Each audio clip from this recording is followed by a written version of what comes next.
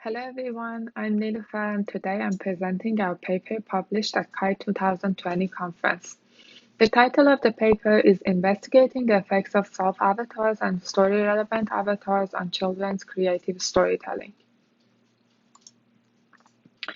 Creativity can be defined as the ability to produce novel output in a specific domain, and nurturing creativity in children is a lasting concern.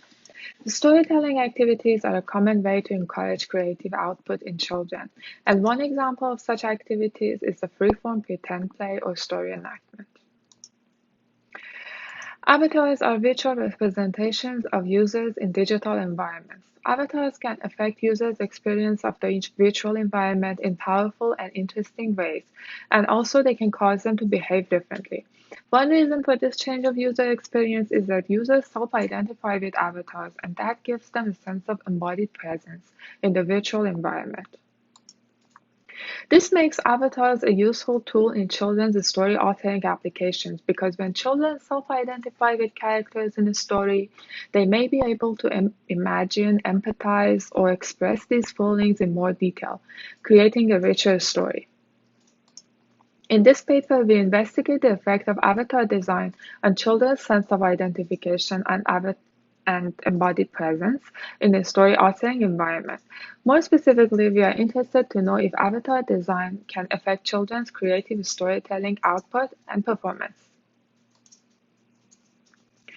The main theoretical concept that drives this study is the concept of mental projection. As defined by Kirsch, mental projection means augmenting external and physical structures by adding mental structures to them. A common example of this concept is when we encounter a geometry problem and that is explained verbally, and as a first step to solve it, we draw the corresponding diagram. The visualization and the diagram helps us think through the problem in order to solve the problem. In the context of storytelling, performative authoring is an approach that applies mental projection concept. Acting out stories and using props allows children to use their mental projection capacity and imagine more creative details in their stories. We address 3 research questions in this paper.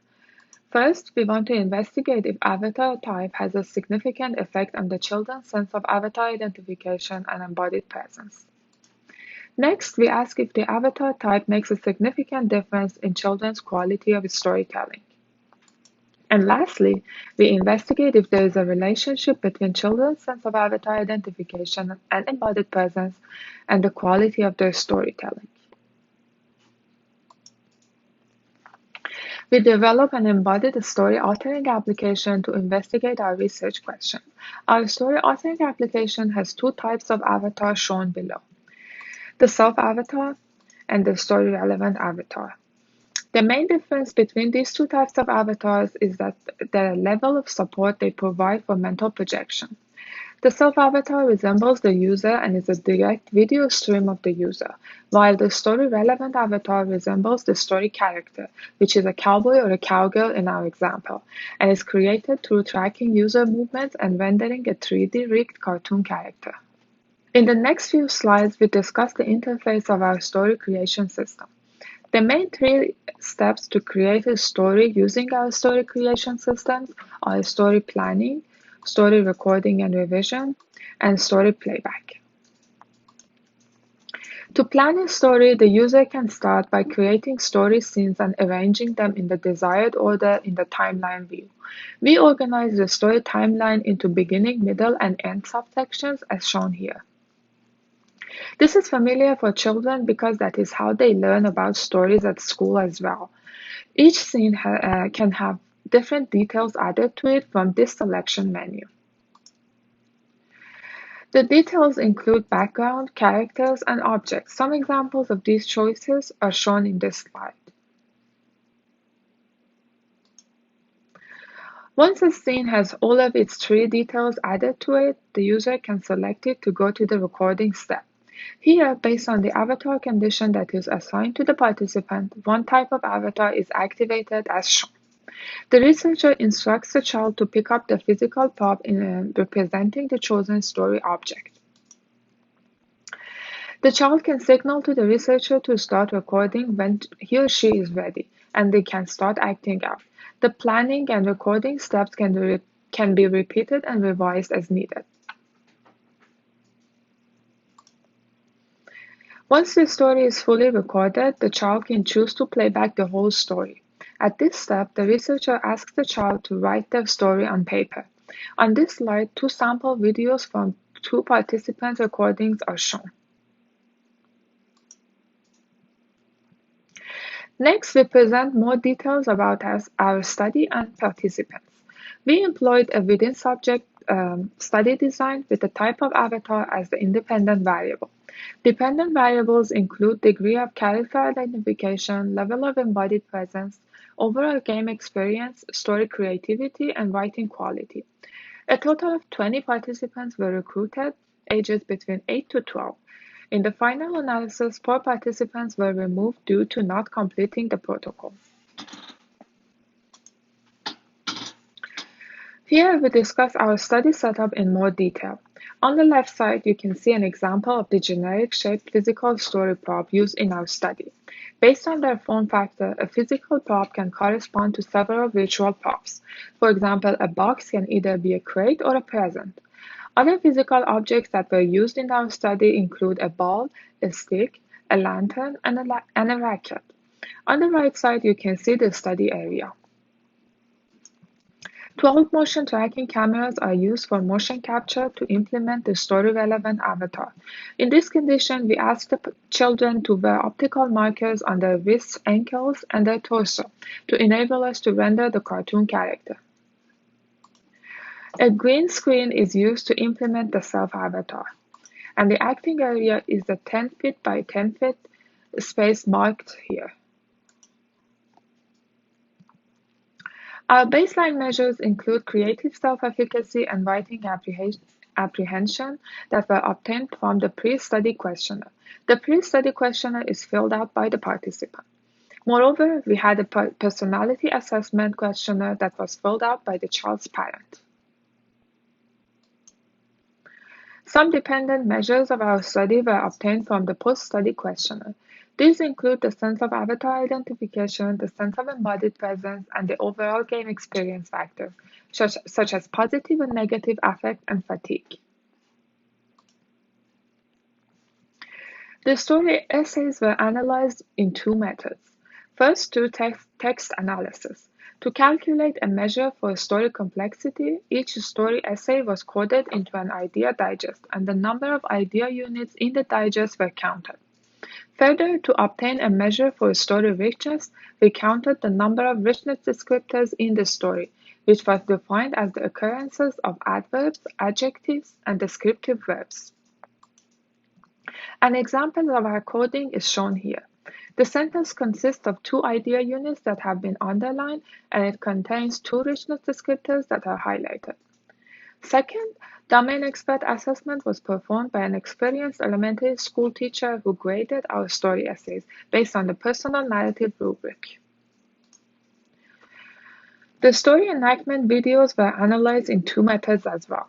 First, the audio was transcribed and coded into an idea digest similar to the story essays. Next, video was muted and coded into pieces of action that conveyed an idea unit. We call these pieces of action vignettes. The action vignettes were then counted as a measure of story complexity. On this slide, we go over the results of our study.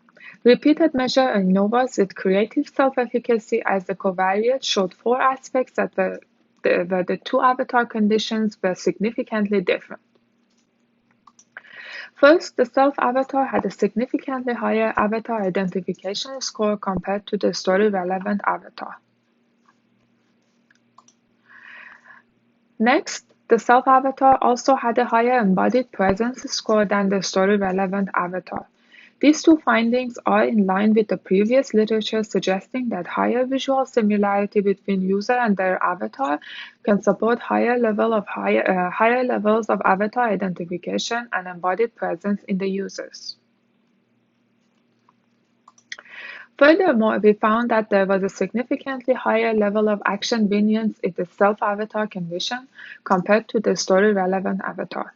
This may mean that the children were able to express themselves through the action more effectively without the limitations of the motion tracking system in the self-avatar condition. Lastly, we found that the number of language conventions used in the story essays was significantly higher in the story-relevant avatar condition compared to the self-avatar condition.